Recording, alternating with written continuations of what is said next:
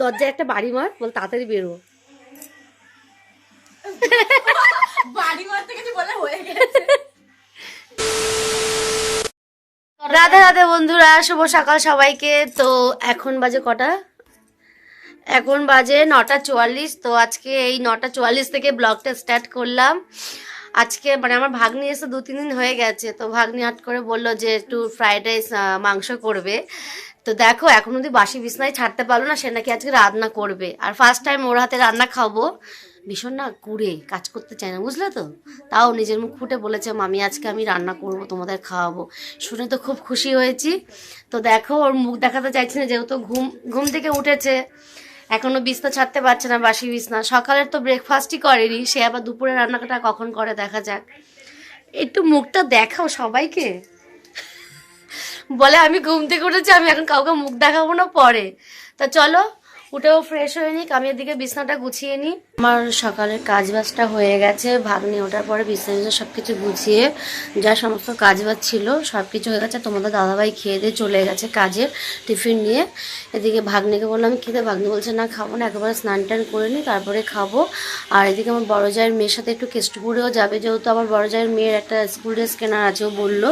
তো শার্টই মনে কিনতে যাবে, স্কুলে স্কার্টটা রয়েছে, শার্ট কিনতে যাবে, ওর জন্য ভাগ্নিও সাথে করে যাবে।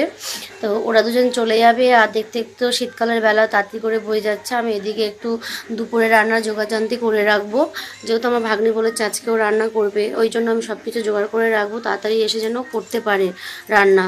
কারণ ওরা 2 বোন যাচ্ছে তো, মানে গেলে একটু লেট হবে জানি, বোনরা একসাথে যাচ্ছে মানে একটু লেট হবে, বুঝতেই পারি।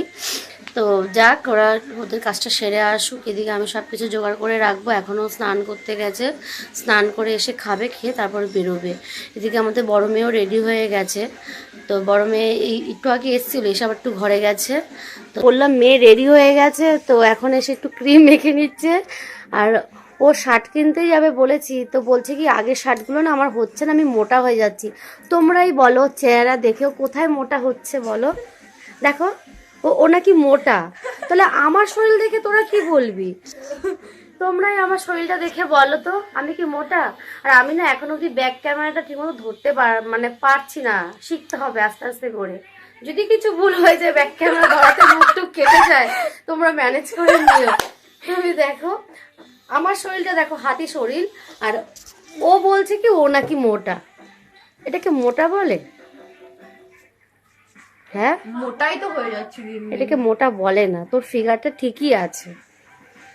না আজকে তোমরা শার্টগুলো একটু বেশি, একটু মানে তাই ওটা 28 সাইজ ছিল, এটা একটু বেশি সাইজ লাগবে। আর তোরা 2 বোন যাচ্ছিস মানে আমি জানি না তোরা কখন আসবি। না না তাতে চলে আসবো। তো ও মাংস রান্না করবে না, মাংস খাবো না, কুড়ে রান্না করবে আজকে। হ্যাঁ। তারপরে একদিন তুই রান্না আজকে আমি করবি। ফার্স্ট টাইম রান্না খাবো। যাই হোক মজা সব কিছু লাগছে। জোগাড় করে রাখি আমি, যাতে এসে দিদি করতে পারে। যাও রেডি ফেডি হয়ে। এই মেয়েটার মধ্যে আর দেখ ও স্নান করতে ঢুকেছে মানে এখন আর বেরোবে না, বল ও কখন যাবে। দরজায় একটা বাড়ি মার, বল তাড়াতাড়ি বেরো। বাড়ি মারতে গেছে বলে হয়ে গেছে। ঠিক আছে রেডি হয়ে নে। ভাগ্নি রেডি হয়ে গেছে, এখন বেরিয়ে যাচ্ছে। কখন আসবি? 12টার মধ্যে চলে আসবো। এখন কটা বাজে আমি টাইটার দেখিনি, দাঁড়া। 11টা 11, 12টা কত বলেছিস? 12 দেখলেই তো মেয়েরা চলে গেল। তো আমার তো এদিকে তো কাজ বাজ তো হয়ে গেছে, তোমাদের তো আগেই বললাম। মেয়েরা তো বেরিয়ে গেল। তো দুপুরের খাবার মানে খাবারের জন্য যেগুলো আয়োজন করা তো সেগুলোই করে আগিয়ে রাখি। তো এখন গাজর বিনস এগুলোকে কাটবো। আর তোমরা কে কে এরকম আছো আমার মতো, যে ঘরে একা থাকলে গান চালিয়ে বেশ নিজের মতো কাজ করো? আমার তো খুব ভালো লাগে। আমি আমার মতো এরকম গান চালিয়ে জোরে সাউন্ড দিই, দিয়ে গান শুনি আর কাজ করি, আমার তো খুব ভালো লাগে। অনেক সময় কী হয় গোপাল ভাঁড়ও চালিয়ে দিই, দিয়ে গোপাল ভাঁড় শুনি। দেখা তো সম্ভব না, কাজও করতে হবে, তখন কী করি কানে শুনিয়ে দিয়ে কাজও করি, এটাই করি। তো আরেকটা আমি জিনিস তোমাদের কাছে জানতে চাইবো, আমার যে ঠোঁটটা এত কালো, এটা মানে কালোটা কি করে দাগ তুলবো? কালো এই দাগটা কেউ কি বলতে পারবে? অতিরিক্ত যেন কালো মনে হচ্ছে, তোমরা একটু বুদ্ধি দিও তো, কি করলে কি করে মানে ঠোঁটটাকে পরিষ্কার করতে পারি? এত কালো হয়ে গেছে ঠোঁটটা, একটু বলো তো তোমরা। দেখো আমি গাজর বিনসগুলোকে আগে কেটে নেবো, নিয়ে রেডি করে রেখে দিই। আর আমি না ঠান্ডাতে না জুতো পরে থাকি ঘরে, মেঝো তো এত ঠান্ডা খালি পায়ে হাঁটাই যায় না, ওর জন্য সবসময় ঘরে আমি ঠান্ডাকালে জুতো পরেই থাকি। মানে স্বাভাবিক এটা সবাই করে, এরকম ঠান্ডাকালে জুতো পরে থাকে ঘরে। তো চলো আমি তাড়াতাড়ি করে বিনস গাজর কেটে নিই, আগে আমি একসাথে সব নিয়ে নিই।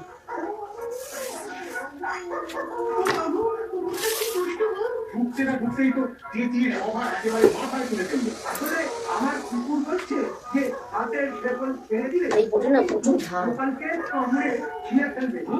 আসলে ও বলছে যে আমার পায়ে ওর বড় মাস্টারাইজ খাল। দেখলেন তো মহারাজ কে গুণ দিচ্ছিল?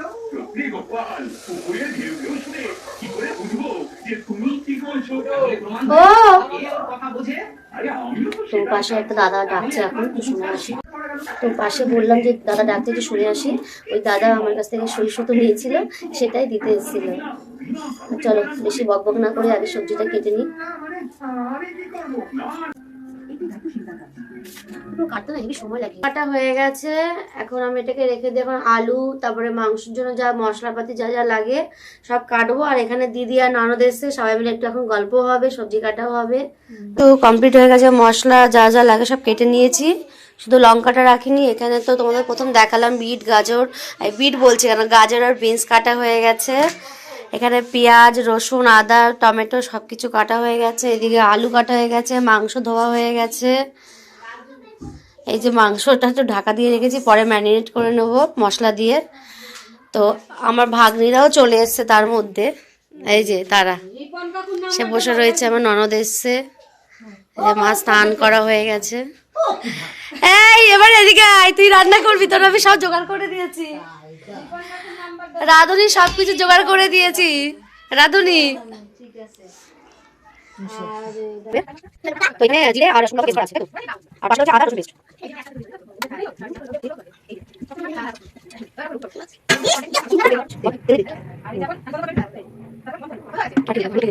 দেখো আমার ছোট্ট মশলা করছো, সব রকমের পাঁচটা আছে, 2 4 7 আছে এখানে, সব রকমের গুঁড়ো আছে, সব রকমের রেখেছি এখানে।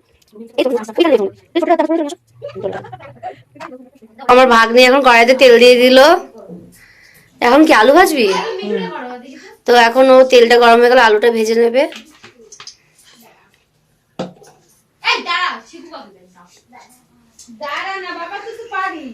জল আছে নাকি? একটু হাত দিয়ে মুছে দেবে, অসুবিধা হবে না। কিছু না, বউ ভাই কাইতে দেবে না দেই। দেখছে? চলো তেলটা গরম হলে আলুটা কষা। এদিকে দেখো আমার ননদ মোবাইল চালানো শিখতে, সেই তোমার 12:30 থেকে শুরু করেছে, এখন 2টো বাজে, মোবাইল চালানো শিখতেই পারলো না। দেখো এখানে এবারে করবে বা। হ্যাঁ করো দেখি। দাঁড়া বাবা, তুই সরে যা, পিসি গেছে শিখতে। আরে কি মেসেজ ইউজ করতে পারে? এটা তাহলে শিখাতে শিখাতে। আমি আসো। আস্তে আস্তে দেখো, ভয় পায় বলে দেখো দূর থেকে আলু চুড়ে চুড়ে মারছে। এ কি না তুমি একটু কমিয়ে দে। ও তো সেরকম রান্না করে না, যখন দিদি বৃন্দাবনে হোক কোথাও যদি যায়, যখন ঘরে ও একা থাকে, ওর দাদার জন্য রান্না করতে হয়, তখন ও রান্না। জলটা গরম বসিয়েছে, কারণ গরম জল দিয়ে মাংসটা করলে না ওর টেস্টটাই হয় আলাদা, ভালো লাগে খেতে।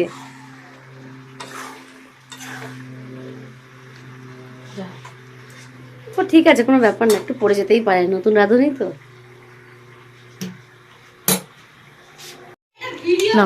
তো দেখো মাংসটা হয়ে গেছে, ও তো নামাতে পারবে না, ওই জন্য আমি নামিয়ে দিলাম।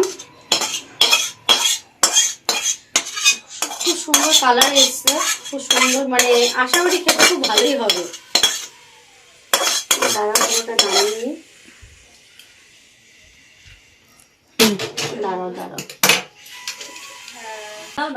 রাধুনি দেখো, সে এখন দিব্যি মোবাইল ঘাটছে। দেখো আমাদের এই রাঁধুনি বলেছে রান্না করবে, তো এ রান্না করতে করতে আরো 2টো রাঁধুনি ঢুকে গেছে। এই যে মেজদি এখন বড় রাঁধুনি করছে, মেজদি হচ্ছে বড় রাঁধুনি, এটা বাস্তব কথা। মেজদি খুব ভালো রান্না করে, তারপর বদ্দিও ভালো রান্না করে, আমি অত ভালো পারি না। তো তাড়াতাড়ি আসো, আমরা উল্টাই রাইস আর চিকেন কষা হচ্ছে, তাড়াতাড়ি চলে আসো সবাই মিলে। আর আমাদের এই রাঁধুনি মাংসটা করেছে। হ্যাঁ বাবা, খেয়ে বলো কেমন হয়েছে, তোমার পাশেই বসেছে রাধুনি। মাংসটা খেয়ে দেখো, মাংসটা তুমি তো খাওয়ার আগেই বলছো ভালো হয়েছে। আমাদের বড় খাওয়ার টেস্ট করা মানুষ এসছে। রিভিউটা দে, তোর দিদি বানিয়েছে। ওদি ঝুমুরকে আরো কমিয়ে দাও দি ফ্রাইড রাইস। ঝালটা বেশি হয়েছে। আর আমাদের এই দিদি মোবাইল চালানো আজকে শিখেই যাবে। তো চলো এরা খেতে লাগুক, আর এদিকে আমরা বসবো 3 জন। যা কি করলাম দেখো, সব খেতে বসে গেছে। আর এই একজন